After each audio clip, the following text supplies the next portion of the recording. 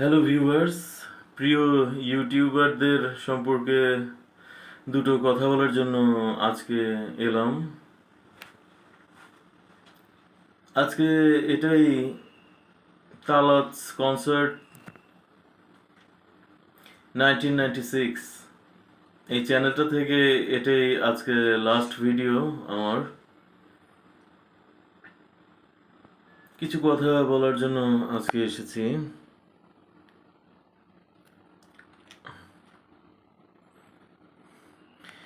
Society বলেন, parents বলেন, সবাই আমাকে চিট করেছে আসলে।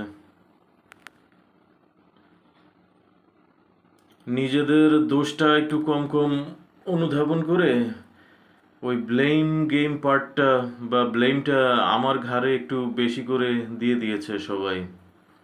এখন নিজের লাইফ হিস্টোরি বলাই যায়, কিন্তু বলার মতো আসলে কোনো প্ল্যাটফর্মে তো আমি নেই। আজকে আমার একটা ছোটোখাটো স্টুডিও থাকতো, একটা ভালো অ্যাকুস্টিক গিটার থাকতো, ইউটিউব থেকে গান বাজনা করার মতো একটা সুন্দর সাজানো গোছানো ছিমছাম একটা পরিবেশ থাকতো, তারপর ধরেন কিছু ফলোয়ার্স থাকতো, বেশি না, 20-25 জনের মতো ফলোয়ার্স হলেও চলতো, কিছু সাবস্ক্রাইবার থাকতো, তখন আসলে মানাতো, জিনিসটা মানানসই হতো যে একজন সিঙ্গার গানও করেন, ব্যান্ডের গানও করেন, পাশাপাশি নিজের লাইফ স্টোরিও বলে থাকেন, সেটা তখন মানানসই হতো। কিন্তু এখন যেই সিচুয়েশনে আমি আছি ওইটা মানাচ্ছে না, ওভাবে মানানসই হবে না জিনিসটা, যে কারণে ওভাবে ক্লিয়ার কিছুই বললাম না। তো এই সোসাইটিতে যারা আসলে এই মন্ত্রটায় বিশ্বাস করে যে সার্ভাইভাল স্কিলস শিখতে হবে, এরপর প্রতিযোগিতার রেসটা ধরতে হবে এবং তারপর রেসে এগিয়ে যেতে হবে জীবনে, এই থিওরিতে তো আসলে এটাই তো সমাজের তথাকথিত সুস্থ স্বাভাবিক মানুষের ধারা, তাই না? তো এই ধারাতে যারা আছে আমার সমবয়সী মানুষজন, ওরা খুব বিরক্ত হয় আসলে আমাকে দেখলে, যে ছেলেটার চোখ কান নাক মুখ হাত পা সবই তো ঠিক আছে, এই রকমের জীবন যাপন কেন করছে। সো বিরক্ত হয়ে একসময় সোসাইটির অনেকেই আমাকে বয়কটই করে দিয়েছে। তো আমার ওগুলা নিয়ে কোনো দুঃখ নাই। কি করছি, কেন করছি, আমার তো একটা জীবন বোধ আছে, আমার তো একটা লজিক আছে, আমার বিবেকের কাছে আমি পরিষ্কার আমার জায়গাতে। এখন জীবনে দীর্ঘ সময় একা একা কাটিয়েছি আমি, সেই সময় একজন ডাক্তারের কাছে গিয়েছিলাম অ্যাঙ্গার ম্যানেজমেন্টের হেল্প নেওয়ার জন্য। তো সেই চিকিৎসক আমাকে বলেছিলেন যাদের সাথে মিশতে ভালো লাগে আপনি তাদের সাথে সময় কাটানোর চেষ্টা করেন বা সংযুক্ত থাকার চেষ্টা করেন। মেজাজ মুড যাদেরকে দেখলে খারাপ হয় তাদের জন্য দরজা জানালা বন্ধ করে দিন। তো আমি সেইভাবেই সেলফ মেডিকেশন পদ্ধতিতেই আছি সেই 2013 সাল থেকে। তো সেইভাবে থাকার কারণে একটা হ্যাবিট গড়ে উঠেছে। আমি আমার ইউটিউবারদের প্রসঙ্গে এখন আসছি। প্রমি আদির যে চ্যানেলটা, এটার আমার ওয়াল পোস্টেই আপনারা পাবেন। প্রমি আদি ওনারাও জানেন সম্ভবত, এতদিনে হয়তো আমাকে চিনে গেছেন, জেনে গেছেন, আমি তাদের সাবস্ক্রাইবার। তো এলজিবিটি কমিউনিটির সাথে আমি কেন কমফোর্টেবল ফিল করি, ওটার একটাই কারণ, তাদেরও অনেক স্ট্রাগল আছে জীবনে, তা আমার স্ট্রাগলটা মেলে তাদের সাথে সামহাও। আমি সেই কমিউনিটি বিলং করি না, কিন্তু নিজের কথা তারাও যেমন সোসাইটিতে অনেককে বোঝাতে ব্যর্থ হয়েছে, এই জায়গাটা কমন। মানুষ প্রতিযোগিতার রেসে এত ব্যস্ত যে আমি মানুষকে আমার প্রবলেম বোঝাতে সামহাও ব্যর্থ হয়েছি, সময় নেই মানুষের কাছে। এই জায়গাটাই আমি আসলে রিলেট করতে পারি। এই কারণে আমি আমার পছন্দের মানুষ যারা আছে তারা তো বয়সে আসলে ছোট আমার চাইতে সবাই। পশ্চিমবঙ্গের একটা মেয়ে আছে, খুব চমৎকার লিড গিটার, ইলেকট্রিক গিটার বাজায়, আমি তারও ফ্যান, তারও সাবস্ক্রাইবার। পশ্চিমবঙ্গের আরিয়ান বৈশাখীর এভি ভ্লগস চ্যানেল যে আছে, আমি সেটারও সাবস্ক্রাইবার। সৃজা রাহুলদের যে ইউটিউব চ্যানেল আছে, আমি সেটারও সাবস্ক্রাইবার। এবং সুগার রেইনবো, এই ধরনের নাম হয়তো আদি প্রমিদের যে চ্যানেলটা। হ্যালো আদি, আমি আপনার বিশেষ ভক্ত, কেমন আছেন? এই ভিডিও যদি চোখে পড়ে আপনার কথাবার্তাগুলো শুনতে পারবেন, জানতে পারবেন। আর বাংলাদেশ থেকে তালাত বলছি।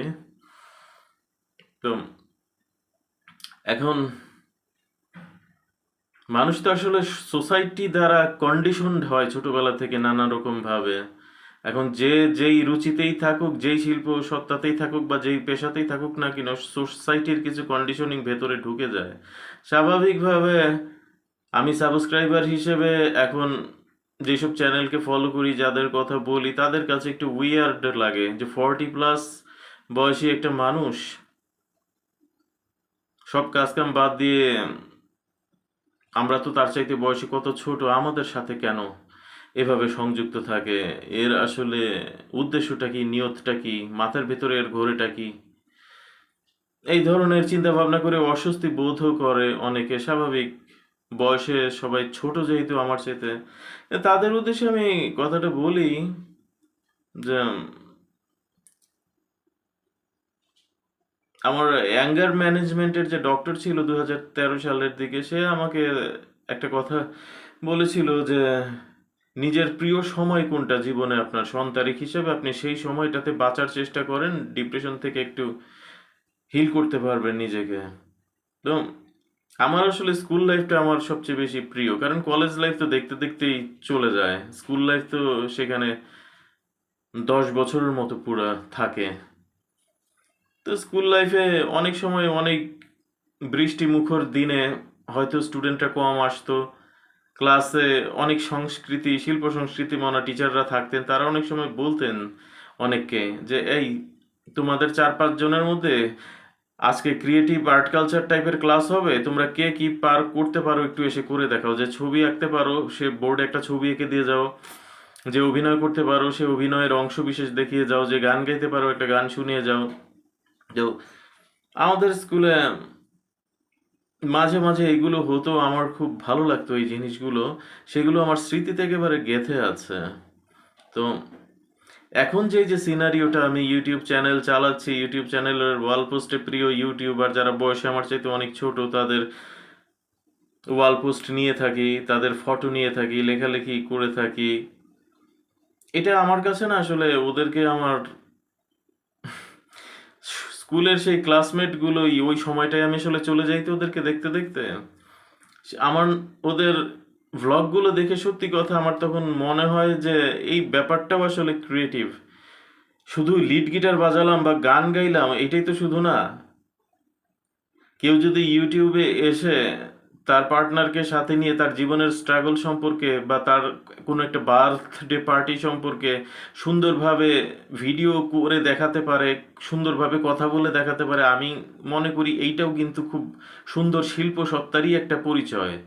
এইগুলো করতেও কিন্তু সবাই কিন্তু এত সুন্দরভাবে এগুলো করতে পারে না। ভিডিও ক্যামেরার সামনে এসে সুন্দরভাবে কথা বলা বা সারাদিন কি করলাম সেটা সুন্দর করে গুছিয়ে সাজিয়ে গুছিয়ে একটা প্রযোজনা করে তারপর সেটা দেখানো, এগুলো কিন্তু প্রতিভার ব্যাপার। তো এগুলো দেখতে দেখতে আমার জুনিয়র ইউটিউবারদের এগুলো দেখতে দেখতে না আমি আসলে নিজেই ওই নিজের স্কুল জীবনে তখন চলে যাই, যখন টিচাররা বলতেন যে এই কে কোনটা পারো, আজকে বৃষ্টি মুখর দিন, আজকে তো ক্লাস সেইভাবে হচ্ছে না, পড়াশোনা স্টুডেন্ট কম এসেছে, তোমরা কে কোনটা পারো করে দেখাও। আমি একেবারে আমার সেই 1991, 92, 93, 94 সেই তারিখে আসলে চলে যাই। আর এই তারিখে চলে যাওয়ার কারণে আমার এই জুনিয়র ইউটিউবারদের সাথে মিশতে আমার খুব ভালো লাগে। এই কারণে তাদেরকে নিয়ে কথা বলি। লেখালেখি করি ওয়াল পোস্টে, কিন্তু অনেকে এটা পজিটিভ ভাবে নেয়, অনেকে পজিটিভ ভাবে নেয় না। স্বাভাবিক, বয়স একটা ফ্যাক্ট। ওই যে বললাম সোশ্যাল কন্ডিশনিং, যেই বয়সে যেটা মানানসই। আমি এই বয়সে যেটা করছি সেটা হয়তো অনেকের চোখে উইয়ার্ড লাগে, মানানসই লাগে না। তারা উপর দিয়ে ভদ্রতার হাসি একটা মুখে রাখে ঠিকই, ড্রাই স্মাইল, কিন্তু ভেতরে ভেতরে অনেকে অস্বস্তি ফিল করতে থাকে, বিরক্ত হতে থাকে। তো কেউ অস্বস্তি ফিল করে থাকলে আমি সরি বলছি আজকের এই ভিডিওতে, এবং আমি যুক্তিটা আপনাদের কাছে সাবমিট করার জন্যই এই ভিডিওতে আজকে এসেছিলাম। যুক্তিটা আমি সাবমিট করে গেলাম, দিয়ে গেলাম যে আমি বয়সের এত গ্যাপ, জেনারেশনের এত গ্যাপ বলা কিছু মানুষের সাথে কেন সব সময় সংযুক্ত থাকতে পছন্দ করি। এইটাই কারণ, this is basically my healing process. So ভিডিওর তো একেবারে শেষ প্রান্তে চলে এলাম, আর কি বলবো। আমি মাঝে মাঝে একটা ওয়াল পোস্ট দিয়ে থাকি আমার প্রিয় ইউটিউবারদের প্রতি কৃতজ্ঞতা জ্ঞাপনের জন্য, এবং তাদের যে ভূমিকাটা রয়েছে আমার জীবনে সেটার কথা আমি বারবারই রিপিটেড ভাবে বলে থাকি আপনাদেরকে। সত্যি কথা, আমি আমার স্কুলের বন্ধু বান্ধবী মনে করি। ইংরেজিতে একটা প্রবাদ বাক্যর মতো আছে, অনেক সময় বলে থাকে অনেকে যে, hey, you are the brother that I never had, hey, you are my friend, that friend whom I never had. অর্থাৎ তুমি আমার সেই ভাই যাকে আমি আসলে আমার জীবনে কখনো পাইনি, তুমি আসলে আমার সেই বন্ধু যাকে আমি আমার জীবনে আসলে কখনো পাইনি। ব্যাপারটা এইরকমই, তোমরা ছিলে না, কিন্তু আবার কোনোভাবে ছিলে, তোমরা আছো, তোমরা থাকবে। সো ভালো থেকো সবাই, গুড নাইট।